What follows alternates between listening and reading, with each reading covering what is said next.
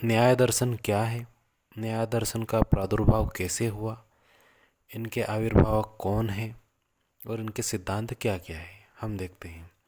भारत में जो 6 आस्तिक दर्शन हैं, जिन्हें हम षड दर्शन भी कहते हैं, उनमें से ही एक न्याय दर्शन भी है। इसके जो प्रवर्तक हैं वे ऋषि अक्षपाद गौतम हैं, जिनका न्याय सूत्र इस दर्शन का सबसे प्राचीन एवं प्रसिद्ध ग्रंथ है, जिसका आविर्भाव बौद्ध दर्शन के विरुद्ध हुआ, ऐसा माना जाता है। और बौद्ध अनुश्रुतियों के अनुसार भी ऐसा देखा गया है कि बौद्ध जो दर्शन है वह अनास्तिक है या नास्तिक है, उसमें ईश्वर की मान्यता नहीं है। वहीं न्याय दर्शन की बात करें तो इसमें ईश्वर की मान्यता है, किंतु बौद्ध दर्शन में जो ईश्वर की नास्तिकता है या ये कहें कि अमान्यता है, उस पर कई प्रकार के तर्क दिए गए हैं, यानी तार्किक प्रश्न किए गए हैं। उन्हें तार्किक प्रश्नों के विरोध में न्याय दर्शन का प्रादुर्भाव होता है आस्तिक तार्किक प्रश्न या उत्तर के रूप में। तो हम देखते हैं न्याय दर्शन के न्याय का अर्थ क्या है। जिन साधनों से हमें ज्ञेय तत्वों, ज्ञेय यानी कि ब्रह्मा तत्वों का ज्ञान प्राप्त हो जाता है, उन्हीं साधनों को न्याय की संज्ञा दी गई है। प्रमाणों के आधार पर किसी निर्णय पर पहुंचना ही न्याय है। यह मुख्य रूप से तर्कशास्त्र और ज्ञान मीमांसा है। तर्कशास्त्र, प्रमाण शास्त्र, हेतु विद्या, वाद विद्या तथा अन्वृक्षिकी भी कहा जाता है। न्याय दर्शन में पदार्थों के तत्व ज्ञान से निःश्रेयस की सिद्धि बताई गई है। न्याय दर्शन में 16 पदार्थ माने गए हैं, जिन्हें हम यदि देखें तो प्रमाण, प्रमेय, संशय, प्रयोजन, दृष्टांत, सिद्धांत, अवयव, तर्क, निर्णय, वाद, जल्प, वितंडता, हेत्वाभास, छल, जाति, निग्रह स्थान पदार्थ बताए गए हैं, जो जड़ मूल प्रारंभ से प्रारंभ होते हैं और अंतिम अवस्था मोक्ष तक जाते हैं। तो हम इन्हें बारी बारी देखते हैं। प्रमाण, सत्य ज्ञान करने में प्रमाण 4 प्रकार के हैं, जिसमें प्रत्यक्ष, अनुमान, उपमान और शब्द को हम देखते हैं। प्रत्यक्ष के अंतर भी 2 प्रकार के होते हैं, जैसे कि बाह्य और अभ्यंतर। बाह्य में यदि हम देखें तो जैसे ज्ञानेंद्रियां, शरीर के बाहर रहने वाले ऊपरी भाग, जैसे कि मुख, आँख, त्वचा आदि।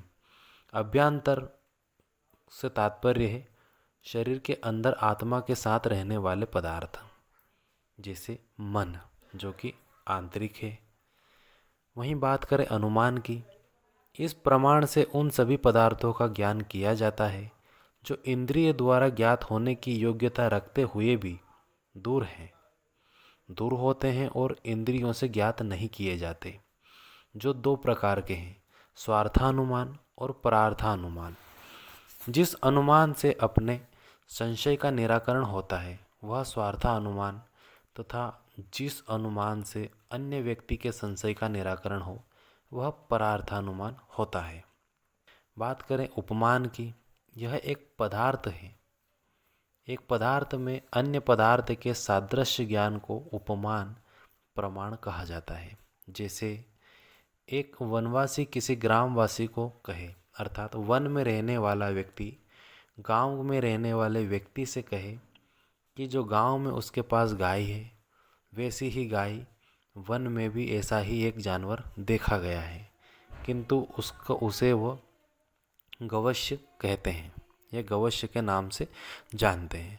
जब ग्रामवासी व्यक्ति वन में जाता है और उसे वह पशु नज़र आता है तो ऐसे में वह उसके मन में वही सादृश्य भाव उत्पन्न होता है और वह उसे गवय के रूप में जानता है। इसे ही उपमान या सादृश्यता कहते हैं। चौथा है शब्द, जिससे पदार्थ के शक्ति या लक्षण संबंध के ज्ञान से पदार्थ का स्मरण होता हो, उसे शब्द कहा जाता है। पदार्थ का अनुभव भी होता है। यदि हम बात करें अगला पदार्थ तो वह है हेत्वाभास, जिसके ज्ञान से अनुमिति उसके कारणभूत व्याप्ति ज्ञान या पक्षधर्मता ज्ञान का प्रतिबंध होता है, उसे हेत्वाभास कहते हैं। अर्थात यह मिथ्या तर्क पर आधारित होता है। इसका अर्थ जो है हेत्वाभास का, वह होता है मिथ्या या भ्रामक तर्क होता है। इसके 5 प्रकार भी बताए गए हैं, जैसे सव्यभिचार, विरुद्ध, प्रकरण सम, साध्य सम और कालातीत। इस प्रकार से यह 5 प्रकार भी बताए गए हैं। हेतु अर्थात कारण, भाष अर्थात आभास, यह एक प्रकार का दोष है। अगला है तर्क। जिस अर्थ का तत्व निर्मित न हो उसके तत्व ज्ञान के लिए युक्तिपूर्वक किए जाने वाले ऊह ज्ञान को नाम तर्क है। अर्थात कोई वस्तु या किसी के विषय में हमें पूरी जानकारी ना हो, किंतु हम सोचते हैं और एक उपयुक्त तर्क देते हैं, वही ये तर्क है। बात करें वाद, जल्प और वितंडता की। इन तीनों को वात्स्यायन ने अपने न्याय भाष्य में कथा शब्द से व्यवहारित किया है। कथा का अर्थ है किसी विषय पर विद्वानों का पारस्परिक विचार, जो वाद, जल्प और वितंडता के रूप में उपलब्ध होता है। तत्व निर्णय के उद्देश्य से किए जाने वाले विचार को वाद कहा जाता है। तत्व निर्णय अर्थात कि सत्य की खोज या सत्य का जो निर्णय है वह प्राप्त करने के लिए जो वाद विवाद किया जाता है या शास्त्रार्थ किया जाता है उसे वाद कहा जाता है। प्रतिद्वंदी पर विजय प्राप्त करने के उद्देश्य से किए जाने वाले विचार को जल्प कहा जाता है। इसका उद्देश्य केवल प्रतिद्वंदी पर विजय प्राप्त करना होता है, न कि सत्य को प्राप्त करना होता है। बात करें वितंडता की, तो वितंडता का अर्थ होता है कुतर्क, वितर्क या कैसे भी करके सामने वाले का जो तर्क है उसका खंडन करना, उसकी बात को न मानना, सही साबित नहीं होने देना, इसे ही वितंडता कहा जाता है। वितंडता में केवल वादी ही अपने पक्ष के साधन का प्रयास करता है, प्रतिवादी के पक्ष का खंडन करने में ही अपनी कृतार्थता मानकर अपने पक्ष की स्थापना और उसके साधन में प्रयास विरत रहता है। छल, जाति और निग्रह स्थान। छल की बात करें तो वादी के पक्ष का खंडन करने के लिए उसके वचन में उसके अनियमितता अर्थ की कल्पना को छल कहते हैं। अर्थात कि उल्टा सीधा, अणसण या कुछ हद तक उसे उलझाना। जाति की बात करें तो व्याप्ति के अभाव में केवल साधम्य से या वेधम्य से वादी के पक्ष में दोष प्रदर्शन करने का नाम जाति है। अर्थात उसके तर्क को किसी भी प्रकार से गलत साबित करना। वहीं निग्रह स्थान, वाद विवाद में पराजय का आधार। यह एक ऐसा अवसर होता है जब वाद विवाद करने वालों में से कोई उल्टी पलटी या नासमझी की बात कहे और शास्त्रार्थ बंद करने लगे, इसे ही निग्रह स्थान कहा जाता है। बात करें प्रमेय की, प्रमेय 12 हैं, जैसे कि आत्मा, शरीर, इंद्रियां, अर्थ, बुद्धि या ज्ञान, मन, प्रवृत्ति, दोष, प्रेत भाव, फल, दुख और उपवर्ग। बात करें प्रयोजन की, तो प्रयोजन पदार्थ के तत्व ज्ञान से मोक्ष प्राप्ति और निश्रेयस की प्राप्ति के जो तत्व हैं उन्हें कहा जाता है। संशय की बात करें तो यह एक प्रकार का संदेह है।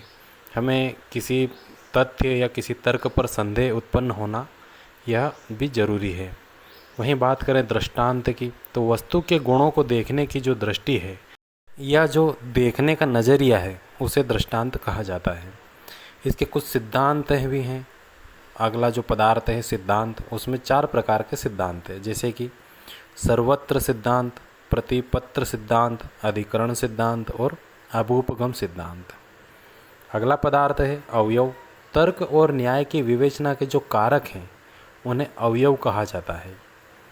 बात करें निर्णय की, तो विवेकपूर्ण रूप से लिए गए निर्णय को निर्णय कहा जाता है। निर्णय अर्थात जैसे कि अगर जो 2 समान तथ्य उपलब्ध हों और वहाँ पर हमारे मन में अंतर्द्वंद उत्पन्न होता हो कि हम किसे चुनें, उस समय विवेक का प्रयोग करते हुए जिस विकल्प का चयन किया जाता है उसे ही हम निर्णय कहते हैं।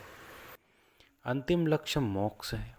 मोक्ष की प्राप्ति आगे चलकर ऐसे ही साधनों के प्रयोग और उनके नियम पालन से संभव होती है। आत्मा, परमात्मा, ईश्वर, जीवात्मा और मोक्ष के साधन, यही मोक्ष है।